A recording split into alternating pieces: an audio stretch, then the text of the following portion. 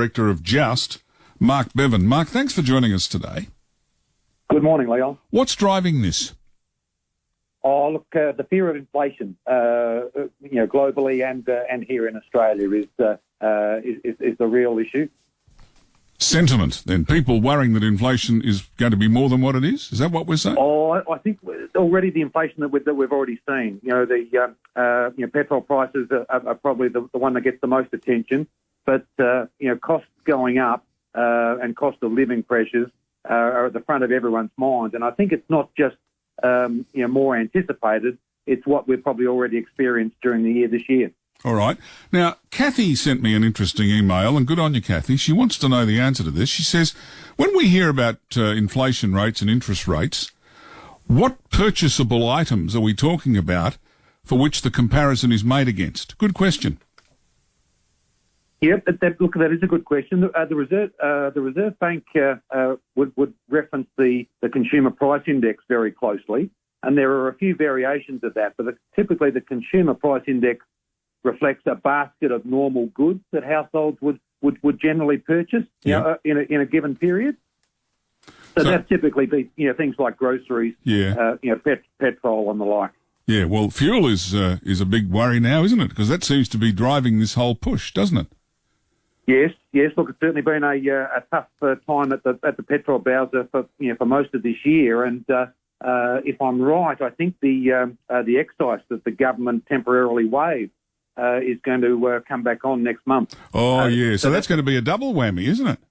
Well, I think that's roughly about 20 cents per litre, Leon. So, yes. We'll all feel that. Absolutely. Isn't that going to be a jolt to the economy?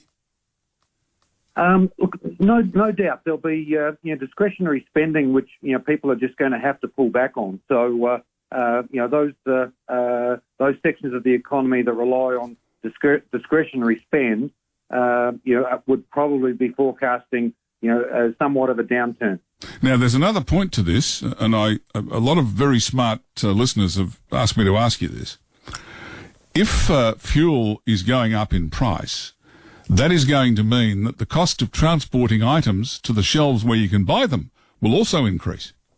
Oh, without a doubt. You're right, Leon. Petrol has an impact, really across the board because, so many of our items, including groceries, and for that matter, anything that sort of gets delivered or transported, has got an element of a fuel cost built into it. Yeah. Now, just for the record, how much fuel excise and taxes is involved to every dollar of fuel in Australia at the moment? I don't know the precise answer, but I as I said earlier, I think there's about a 20 cent per litre excise that the government temporarily waived earlier in the year, just to give us a bit of relief. And if I'm not mistaken, that's expected to come back on next month. Yeah, that's going to mean prices will have to go. You see, it's not just, we often think of these things, well, when I fill up at the Bowser, it'll be this. But, of course, the next thing you have to consider is everything you buy off the shelf had to be transported there. So that's going to go up too. That's right. It's an input cost for a lot of businesses, to get things from place to place. They've got to pay a lot. Fuel is a big input cost on all of those. And even, for example, airfares, you can imagine. The fuel price is a critical input for our airline. Got to ask you this, and that is that in the situation where cost of living is being really heavily impacted, it looks as if things are only going to get worse for the time being. Is there a situation in the future, hopefully not far away, where a lot of this cost pressure will somehow diminish? Well, the Reserve Bank's forecasts are that inflation ought to peak at around 7.75%, and that's sort of anticipated to occur end of this year, early next year. So, if the economics team at the Reserve Bank have got it right, the impact of what they're doing with interest rates, etc., which we'll see again this afternoon, if it has the desired effect, hopefully, the inflation. That inflation rate does peak at 7.75 and can start coming down next year. What's driving the inflation rate? Well, as we sort of discussed, fuel is a massive one. Yep. Wage pressure, is another important input. People it can be a bit of a vicious cycle in terms of Yes. Everyone feels like they need a pay rise to cover the increase in cost of living. Sure. But pay rises, tend to also make things more expensive because they're an input cost. Sure.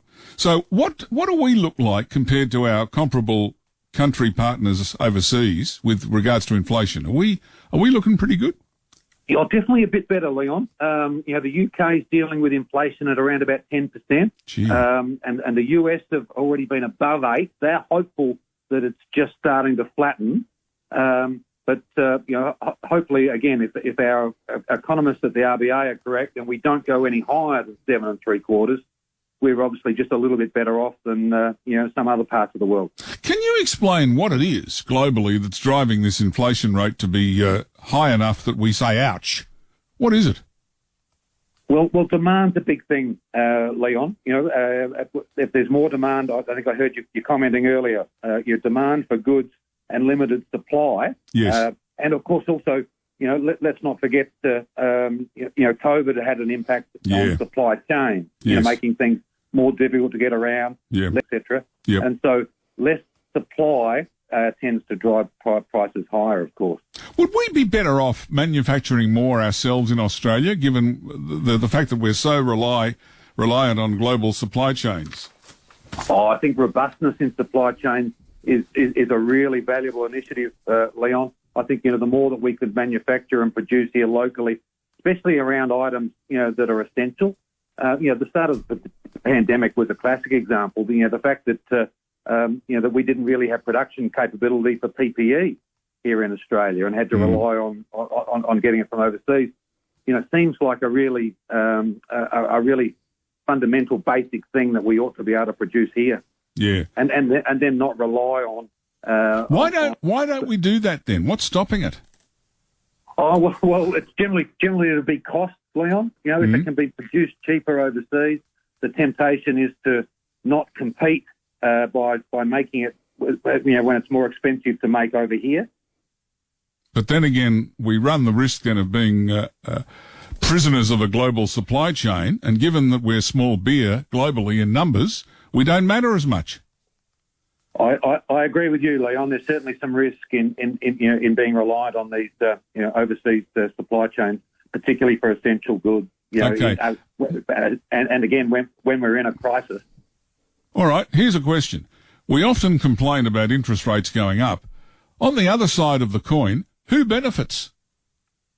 Well, certainly people with funds to invest. Retirees that have got funds on deposit. Yeah. They've had a pretty rotten old time of it for many years. Of course, Yes. hardly being able to earn any interest on their deposit. Yeah. So for example, they can now earn interest rates of sort of 3 and 4% potentially, where they were earning less than 1% for several years.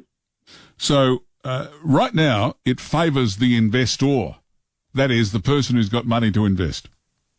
Yes. But putting that into historical context, Leon, rates are still historically fairly low. So, Yes. So it's certainly favouring the investor compared with a year ago or even 3 years ago. Yes. But not 20 years ago. Look, you've been most helpful. Mark Bevan, he's the founder and director of Joust, making sense of the whole money business that affects us all.